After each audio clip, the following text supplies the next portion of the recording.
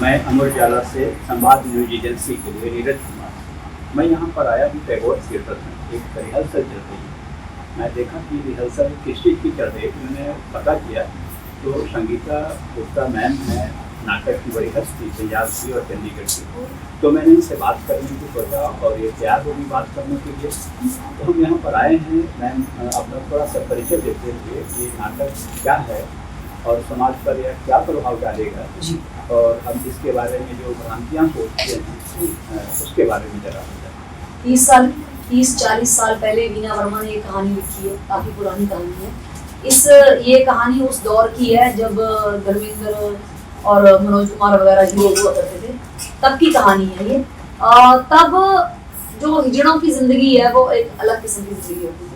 जब मैंने वीना वर्मा की कहानी सभी पढ़ी तो मैंने देखा कि एक किन्नर एक जो आम जिंदगी जीना चाहती है उसके लिए कितना मुश्किल है जीना।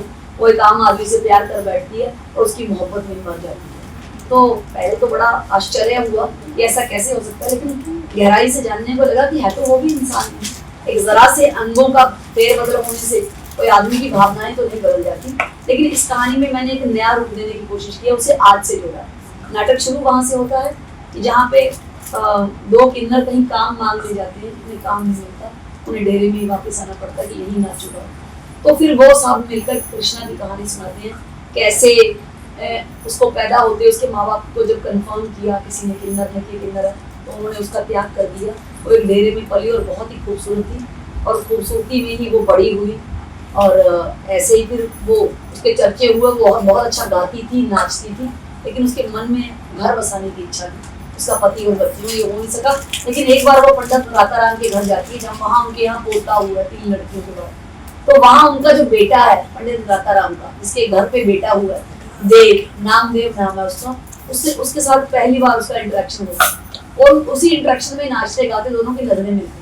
तो इसमें आप जो रिहर्सल कर रही हैं इसमें कितने कलाकार हैं? इसमें मेरे अलावा 10 लड़कियां और हैं जो भाग ले रही हैं। मैं भी इस नाटक में अभिनय कर रही हूँ जी। तो इसमें जो आप अभिनय कर रही हैं इसको आपने कहानी को नाटक के रूप में दिया होगा जी, और ये जो आपके जो भी आर्टिस्ट हैं आपने दिया है इनको रोल समझाया होगा जी। तो आपको कितना टाइम लगा इनको समझाने में और क्या क्या दिक्कतें आती हैं? जो नई पौध हैं थिएटर के जो आती हैं बाहर से, वो विद्यार्थी भी हैं आपके गई, तो उनको क्या आपको दिक्कतें आती हैं इनको समझाने में?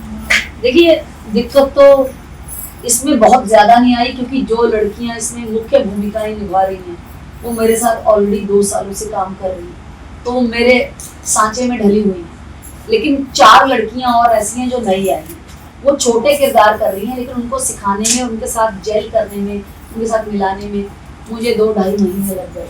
दूसरी बात यह है कि सब हिंदी भाषी हैं, इनको पंजाबी भाषा सिखाना, फिर उसको भाषा को समझना, उसके शब्दों के अर्थों को समझने में भी काफ़ी वक्त लगा। लेकिन धीरे धीरे जब हम अभ्यास करते हैं, क्योंकि हम 10 घंटे रोज रिहर्सल करते हैं, उस वजह से काफ़ी कुछ बेहतर हो गया है। और क्योंकि ये म्यूजिकल नाटक है, इसमें 6-7 गाने हैं, इसमें नाच है, या जो किन्नरों की ज़िंदगी में होता है। तो ये मिंका जी, चाइनीज गिल जी और शिवम जी ताल पे हैं, तो इन्होंने खूब साथ दिया। क्योंकि जब 12-13 साल पहले मैंने ये कहानी खेली थी तब भी ये मेरे साथ थे, इन्होंने गाया था। अब ये नए आए थे मिंका जी, अब तो ये समझते हैं और बेहतर बनाने के लिए, बेहतर संगीत के साथ इस नाटक को एक नए रूप में पेश करें। तो मेरा प्रश्न इसमें एक ही है कि ये सारे जो लड़कियां हैं ये कॉलेज में पढ़ने वाली हैं जी, और सब अपने अपने घरों में रहने वाली जी। अगर किन्नर का रोल करना है, उसकी भूमिका निभानी है, उसका हाव भाव, उसका चलने का तरीका, बोलने का तरीका, तो ये सब आपने कैसे सिखाया? क्योंकि इसके लिए आपने क्या उपाय किए ताकि एकदम हाव भाव उनके जैसा स्टेज पर ऐसा न लगे कि ये किन्नर नहीं है? हाँ, अभी तक किन्नरों से इनकी मुलाकात में करवा नहीं पाई, लेकिन मैं किन्नरों से बहुत बार मिली हूँ। तो वो कैसे करते हैं, कैसे चलते हैं, कैसे उठते बैठते हैं, मैंने इन्हें करके दिखाया। मैंने इनकी बॉडी में एक्स्ट्रा पैडिंग की ताकि इन्हें लगे कि हमारी बॉडी के जो अंग हैं ऊपर वाले वो नकली, ताकि इन्हें ये फील ना हो कि सिर्फ हम अपनी बॉडी कैरी कर रहे हैं। इन्हें ये भी एहसास हो कि जैसे किन्नर अपर बॉडी लगा लेते हैं, ब्रेस्ट लगा लेते हैं, वो लगी हुई है ब्रेस्ट, और उसको हिलाना कैसे, उसके साथ चलना कैसे, मेन बॉडी के साथ इनकी शर्म कैसे खोलनी है। तो इस तरीके के नाच हमने किए, बहुत सारे गानों पे उनको खोला। सबसे पहले हमने नाच गाने से शुरू किया, डायलॉग बाद में आए ताकि उनकी बॉडी लैंग्वेज पकड़ी जाए। तो उनके कुछ वीडियो देखे, कुछ फिल्में देखी कैसे चलते हैं, और नॉर्मल किन्नरों पर ध्यान किया कि ऐसे चलते हैं, जो मुझे जानते हैं वो कैसे चलते हैं उनसे मिलवाया। आजकल में शायद कोई किन्नर आ जाए इनको देखने के लिए, बताने के लिए, तो उनके कुछ एक्शंस को भी हमने कॉपी किया। तो आपने ये सेट किस प्रकार का बनाया है? ये सेट क्या है जो आप यहाँ पर दिखाएंगे? किन्नर का है, दो क्लासेस की कहानी है, एक किन्नरों का घर है और एक पंडित राताराम की हवेली है। इनके बेटे का और मेन जो किन्नर कृष्णा, उनकी मोहब्बत की कहानी है, कैसे उन्होंने प्यार किया। लड़का तो कृष्णा पे आशिक हो जाता है क्योंकि उसकी अपनी जो बीवी है वो बहुत ही साधारण लुक्स वाली है, लेकिन वो सपने देखता था कि मेरी वाइफ फूल परी हो। लेकिन जो कृष्णा को देखता है उसे ये भी ध्यान नहीं रहता कि ये किन्नर है, उसे लगता है यही शक्ल चाहिए थी। तो दोनों एक दूसरे की मोहब्बत में गिरफ्तार हो जाते हैं और प्यार करने लगते हैं और मिलने लगते हैं। हालांकि हवेली में बातें पहुंचती हैं, पूरा गांव बातें करता है, लोग पूछते हैं और फादर बात करता है उससे कि तू ये क्यों कर रहा है, लेकिन वो अपनी बीवी की शक्ल नहीं देखना चाहता और कृष्णा से ही मोहब्बत करता है क्योंकि वो शराब बहुत पीता है। शराब पीने से उसे खून की उल्टियां आ जाती हैं और वो मर जाता है। लेकिन उसके मरने से पहले कृष्णा उसे उसके घर देखने जाती है, उसकी बीवी से लड़ाई करती है, जबरदस्ती उसके घर में घुस जाती है, वो मर जाता है तो उसी के घर में बैठ जाती है कि ये यहाँ मेरा देव रहता था, मैं यही रहूंगी। तो जो देव की पत्नी होती है उसे कृष्णा से हमदर्दी होने लगती है, उसे लगता है अपने पति के मरने का मुझे इतना दुख नहीं। तो उसे कहती है कि ये मोहब्बत नहीं, इसे भक्ति कहती है, ये इश्क सूफियाना है, तो तुम्हारा उसके साथ।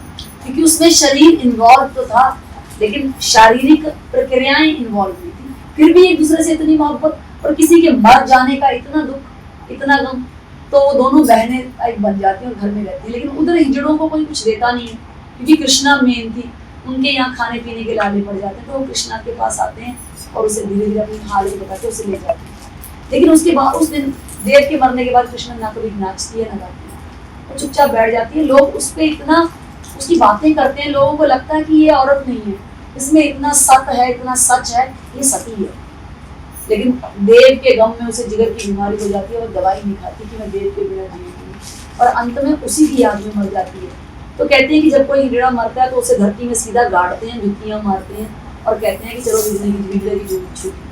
लेकिन कृष्णा के वक्त ऐसा कुछ नहीं है। लोगों को लगा कि जैसे उनकी अपनी बेटी की मृत्यु हो गई। उन्होंने उसे अपने गाँव में जहाँ उनकी सतियों की समाधि थी वहां दफनाया और उसकी समाधि बनाई और उसे देवी बनाई। और वो समाधि आज भी बुढ़लाटा के पास गांव में है, कृष्णा देवी की मती वहां आज भी बनी हुई है क्योंकि एक सच्ची कहानी। अच्छा, तो एक सवाल इसमें और आता है कि एक जब किन्नर पैदा होता है हमारे घर में, तो हमारे बेटे बेटियां पैदा होती हैं, उनको हम इतना दुलार प्यार से संभालते हैं।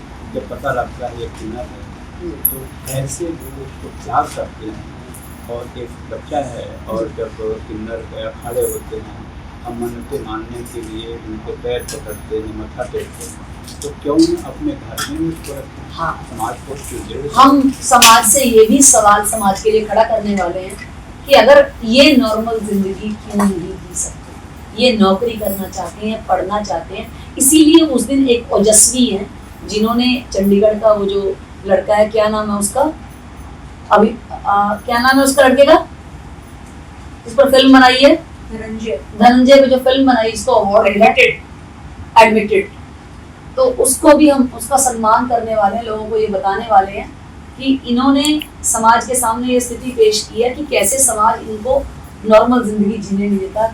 हम नहीं एक्सेप्ट कर रहे हैं, लेकिन ये एक्सेप्टेंस जरूरी है क्योंकि उनके पैदा होने में, वो कैसे पैदा हुए उनका कोई हाथ नहीं। ये तो प्रकृति या कुदरत का या ईश्वर की देन है, तो उन्हें नॉर्मल ह्यूमन बीइंग समझा जाए। ये हम सोसाइटी के लिए सवाल खड़ा करते हैं। आपने हमसे बात किया, इसके लिए आपको बहुत धन्यवाद। अगर आप ये वीडियो YouTube पर देख रहे हैं तो हमारे चैनल को सब्सक्राइब करें और बेल आइकन को दबाना ना भूलें। अगर आप Facebook पर ये वीडियो देख रहे हैं तो हमारे पेज को लाइक करें।